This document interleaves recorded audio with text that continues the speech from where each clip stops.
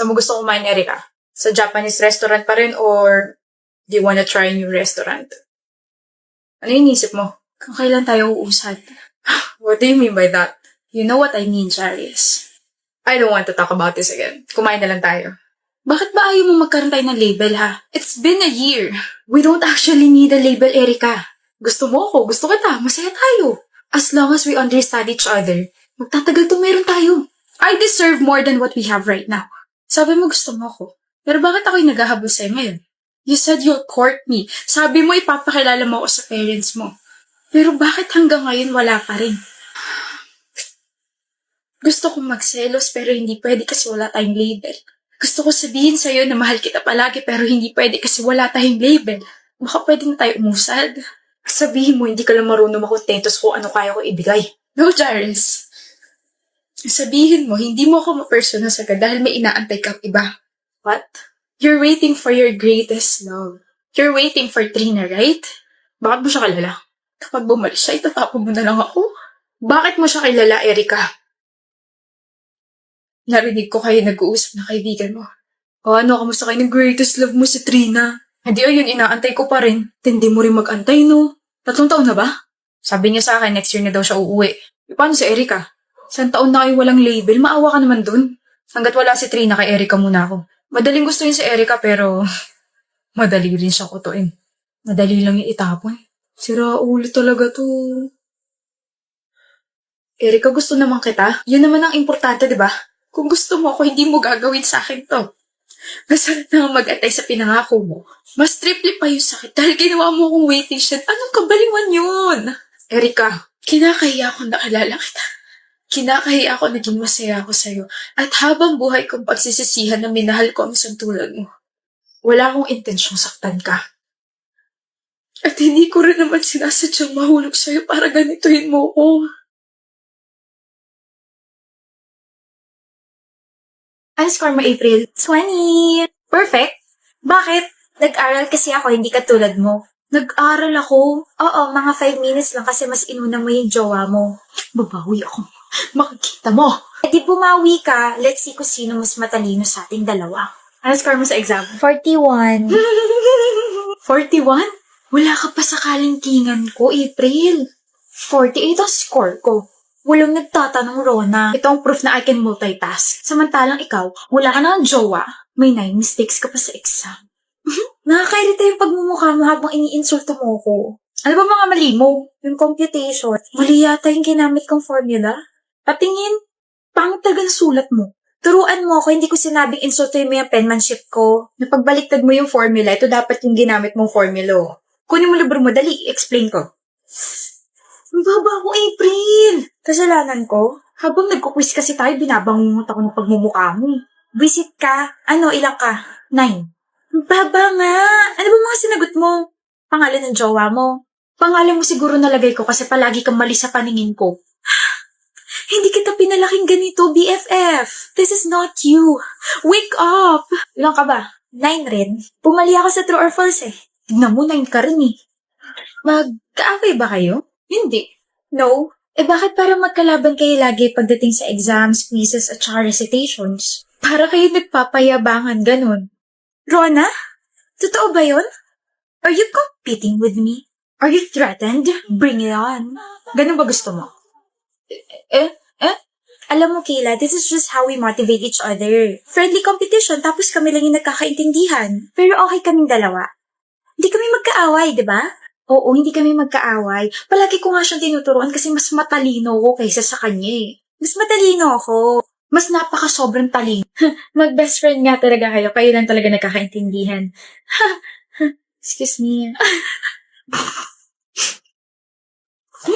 Para sa'yo. Ano to? I wrote that letter for you. Basahin mo. Mahaba yan and I poured my heart out sa letter na yan. Wala akong panahon para sa kalandian mo. Tigilan mo ko. Bawal ka umiyak. You're strong, Madel. Happy birthday, Andy. Para sa'yo. I baked this bento cake. Happy birthday. Baka may lason to, ah. Huh? Wala. Baka lang naman kasi ilang beses na kitang nire-reject. Walang lason yan. Bakit mo ginawa yun? Kaparehas mo tong cake sa sahig. Madaling sirain. Bawal ka umiyak. Bawal ka umiyak. Why can't you like me back? Kahit konting percent lang, kinamumuhian kita. I hate your presence. Habol ka ng habol? I just like you so much, Andy. Di kita gusto. Ayoko mapalapit ka sa akin dahil baka pagtawanan ako ng mga kaibigan ko. You're not even popular. Alam mo ba kung anong nickname na binigay nila sa'yo? Andy Stale. You are Andy Stale. Andy Stale. Magdadalawang buwan ka na hindi hinahabol ni Madel ah. Di ka na niya gusto, pre. Wala nang maghahabol sa'yo. Tigilan mo nga ako. May gusto pa rin sa akin yun. Okay. Madel. Pwede mo ba akong i-bake ulit ng cake? Naku, curious kasi ako sa lasa nun eh. Huh? Sulatan mo ulit ako ng letter. I'll read it this time. Nagpapatawa ka ba? Okay. I'm sorry if I was harsh to you. I'm sorry kung nasaktan kita. Mali ako. I guess, namimiss ko lang yung kakulitan mo. Pero I just want you to know na I like you. Mali ka, Andy. Namimiss mo lang na may naghahabol sa'yo. What? Sa lahat ng mga babae nagkagusto sa'yo, ako lang ang naghabol at tumagal ng 2 years, diba? Nang tumigil na ako, wala ka na maipagmayabang na may naghahabol sa'yo. Madel. You don't like me. You just like being chased and you just like the thrill. Dahil doon nagiging kadiri ka. Kala ko mauuto ka na. 2 meals yung siniskip mo, Ellie. Kumain ka muna. Shut up. You need to eat para mas mag-function yung utak mo for your exams next week. Don't be too harsh on yourself, babe. Kumain ka muna para mas may energy ka. I said shut up, Bill. You're so annoying. Pwede ba? Pwede bang huwag ka na dumagdag sa stress ko? Palibasa kasi matalino ka. Na hindi mo na kailangan mag-aral na mabuti kasi alam mo papasa ka.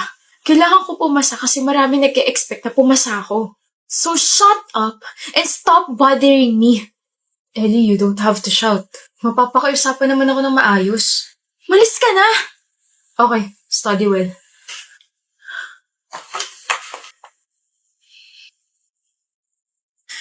I can't focus. Bill, tapos ka na mag-aral or naka-break ka? Why are you still here? Sabi mo, umalis na ako eh. Eh di umalis ako sa study room mo. Naka-break ka ba? No. O ba't ka lumabas? Hahabulin dapat kita. I can't hear you, babe. Hahabulin dapat kita pero nandito ko pa rin pala. Bakit mo ako hahabulin? Because I wanna say sorry. I was wrong. Mali ka saan? I'm sorry for shouting at you. Tinutulungan mo lang naman ako pero sinigawan at tinaboy pa rin kita. You just want me to eat pero kung ano-ano yung mga pinagsasabi ko sa'yo. I'm sorry. Puyat ka na nga tapos hindi ka pa kakain. Baka imbis na makapag-exam ka sa school, sa ospital kayo i-examin yan. Bill naman eh. Sinasabi ko lang. But I hope you do understand that I care for you and I'm always here to help you. Kaya natin to. Mag-aaral tayo, kakain tayo, magpapahinga tayo, papasa tayo. Thank you. Now, what do you want to do? Kumain. Gutom ka? Sobra. Kumain ka na. Sabayan mo ko. Of course, mahal. Ako nagluto nun eh. Wala nga namang ikaw lang kakain ng sinigang special ko. Let's go. Huwag kang kikilos. Stop dance po ba to? Hold up to. Oh my gosh! Huwag mo lakasan yung boses mo, kalmahan mo lang. Paano po kakalma? Hino-hold up niyo po ako. Akin na. Ito na po yung wallet ko. Basta bigyan niyo na lang po sa akin yung mga IDs ko ha. Yun yan. Ay, choosy. May laman kaya to. Gusto ko yung mga binili mong Kopi Ko Blanca. Look, bakit? Kasi may pera sa Kopi Ko Blanca. The Kopi Ko Blanca Unli Cash Araw-Araw promo. Hanapin niyo lang ang code sa loob ng Kopi Ko Blanca Twin Pack at isend yun sa official Kopi Ko Coffee Messenger. Pwede kang manalo ng GCash araw-araw at may chance ka rin manalo ng 1 million pesos linggo-linggo. Kahit ilang beses ba pwede manalo? Oo, only ang chances na pwedeng manalo. Kaya mag-blanca at sumali. Saya naman! Saan ka pupunta? Sa bahay. O-open ko na isa-isa yung mga binili kong Kopi Ko Blanca Twin Pack. Akin na yan, ako makikinabang dyan. Ba yan? Kala ko naman nakalimot ka na. We listen and we don't judge. BFF edition. Pag may nag-chat sa akin tapos hinihingi yung number ko, sa'yo yung binibigay ko. We listen and we don't judge. Nung high school tayo, lumapit sa akin yung crush mo tapos may pinapabigay siyang letter. Hindi ko binigay sa'yo kasi gusto ko parehas tayong single hanggang sa makagraduate tayo. We listen and we don't judge. Gamit ko yung panty at bra mo ngayon. Nung college tayo, one time pinakopya kita, di ba? Pero minali ko muna lahat ng sagot ko.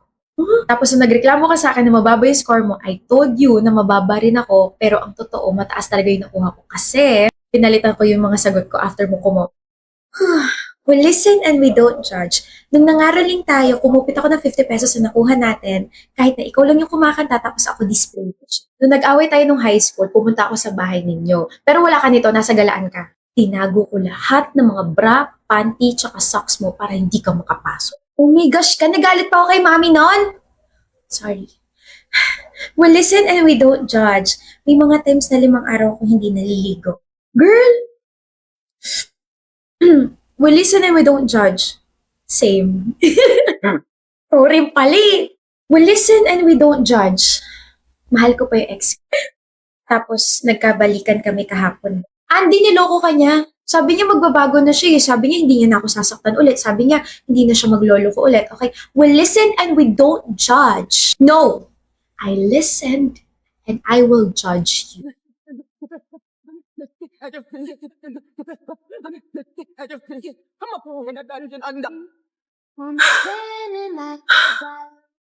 Tapos ka naman, Ermo.